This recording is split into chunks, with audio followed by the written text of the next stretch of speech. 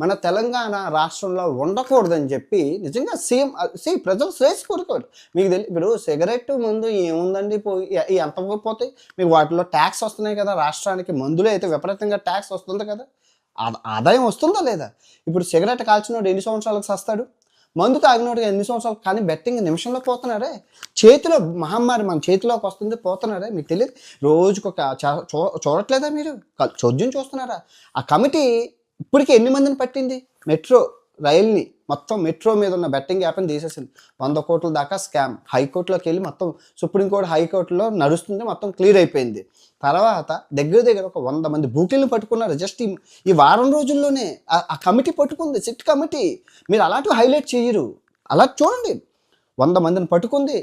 హైదరాబాద్ నుంచి నాందేడ్ దగ్గర రోజు బస్సుల్లో హవాలా మనీ జరుగుతుంది, ఆయన పట్టుకుంది. మరి ఆంధ్రప్రదేశ్ ఏం చేస్తుంది? ఉల్లిపాయలు, టమాటాలు ఏం లేదు. నిమ్మకి నీరెత్తినట్లుంది.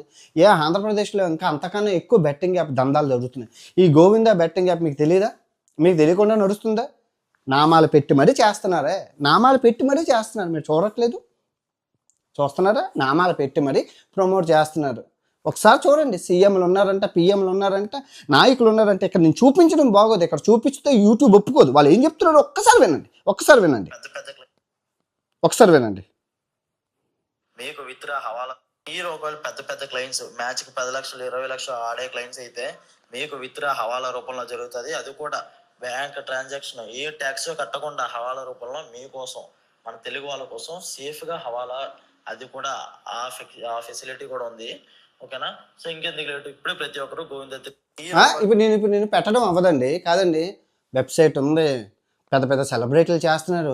అవి ఏమైనా ఇంటి పక్కన సందులో చేస్తున్నారా? ఏదో చీకటగా చేస్తున్నారా అండి? మాకు తెలియదు అండి. పబ్లిక్లో చేస్తున్నారు.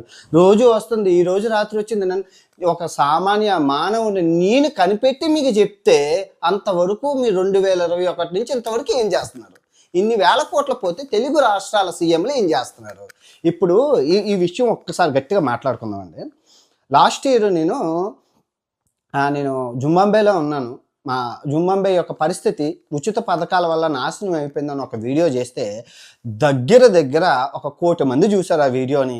ఒక 50,000 కమెంట్లతో బద్దలెళ్ళిపోయింది ఆ వీడియో ముఖ్య సారాంశం ఏంటంటే ఉచిత పథకం వల్ల ఒక దేశం నాశనం అయిపోయింది. సో వీళ్ళు ఏం చేశారంటే, ఇప్పుడున్న పార్టీ నాయకులు ఎవరైతే ఉన్నారో ఆ పార్టీని పూర్తిగా వాడుకున్నారు. నేను ఏమీ అనలేదు.